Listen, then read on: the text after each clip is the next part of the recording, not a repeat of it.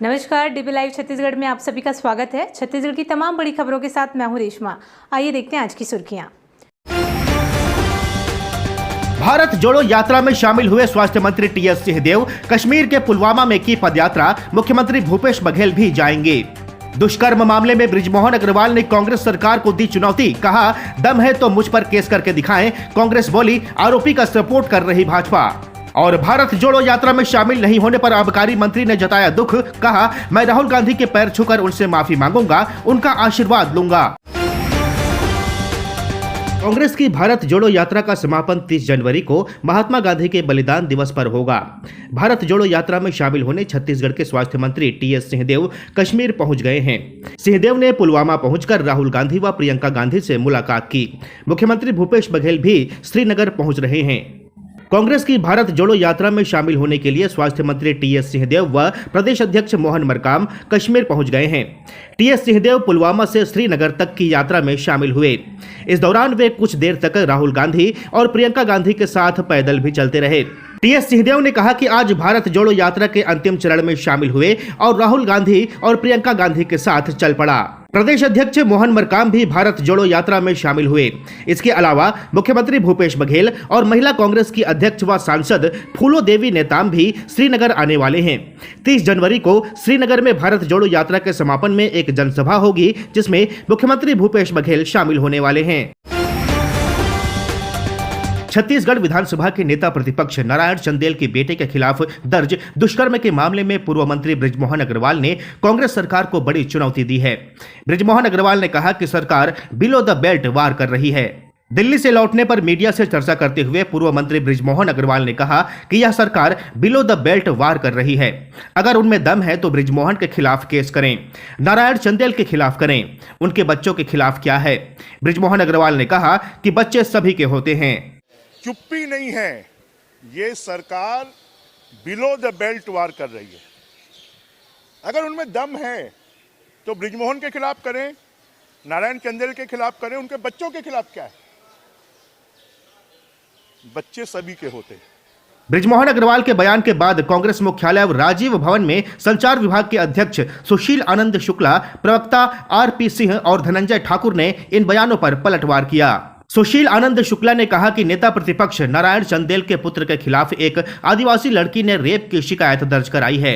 पीड़िता ने अनुसूचित जनजाति आयोग के सामने भी अपना बयान दर्ज कराया है। इसके बाद भी भाजपा नारायण चंदेल के बेटे का बचाव कर रही है। कांग्रेस प्रवक्ता आरपी सिंह ने कहा कि क्या बृजमोहन अग्रवाल सरकार को ऐसी चुनौती इसलिए दे रहे हैं कि पिछली सरकार में जलकी गांव के मामले में उनके खिलाफ कोई कार्रवाई नहीं हुई।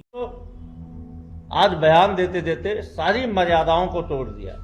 उन्होंने खुला चैलेंज किया कि नारायण चंदेल के ऊपर दम है तो एफआईआर दर्ज किया जाए, मेरे ऊपर अर्थात बृजमोहन अग्रवाल के ऊपर में दम है तो एफआईआर दर्ज किया जाए।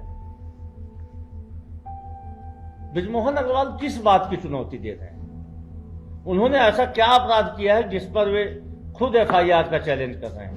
क्या 3-4 बार मंत्री रह जाना, 5-6 बार विधायक रह जाना कानून से बड़ा हो जाता है व्यक्ति कि वो कोई अपराध करेगा उसके ऊपर एफआईआर नहीं होगा?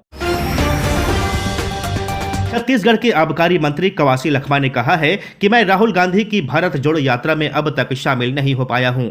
इसका मुझे दुख है, लेकिन अब मैं 30 जनवरी को कश्मीर जाऊंगा और वहां राहुल गांधी के पैर छूकर उनसे माफी मांगूंगा, उनका आशीर्वाद लूंगा। आबकारी मंत्री कवासी लखमा ने जगदलपुर दौरे के दौरान मीडिया से चर्चा करते हुए कहा कि राहुल गांधी ने महंगाई, बेरोजगारी और नफरत के खिलाफ कन्याकुमारी से लेकर कश्मीर तक भारत जोड़ो यात्रा शुरू की।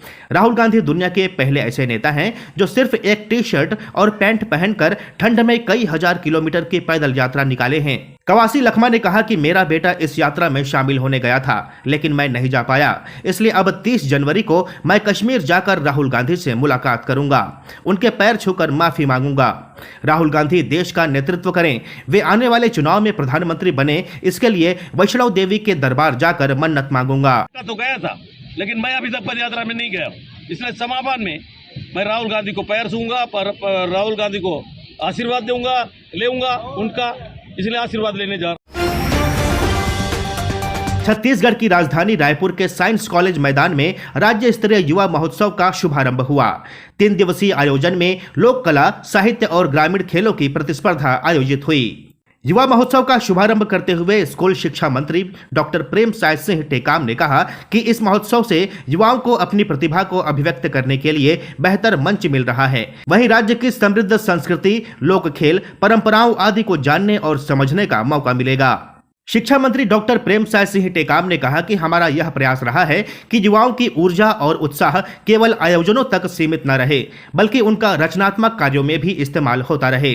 खेल एवं युवा कल्याण मंत्री उमेश पटेल ने बताया कि युवा महोत्सव में कुल 38 विधाओं में प्रतिस्पर्धा होनी है।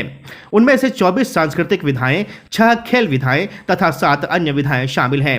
समारोह को संसदीय सचिव पारसनाथ राजवाड़े ने भी संबोधित किया। इस बुलेटिन में फिलहाल इतना ही। बने रहिए डीबी लाइव के साथ। नमस्कार।